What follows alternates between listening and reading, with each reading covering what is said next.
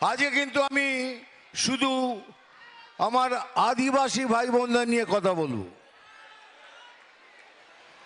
কিছুদিন আগে নর্থ বেঙ্গলে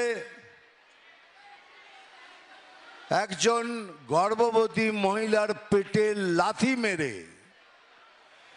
তার শিশুকে প্রসব অবস্থায় মারা হয়েছে, একটা আদিবাসী মেয়েকে। তারপর রামপুরহাটে আর একজনকে রেপ করে তাকে মেরে ফেলা হয়েছে। এই হচ্ছে আমাদের এই সরকারের আদিবাসীদের প্রতি তাদের ব্যবহার।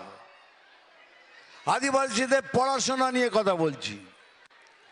এদের স্কুলে একটা টিচার পর্যন্ত নেই, পড়াশোনা করার জন্য টিচার পর্যন্ত নেই।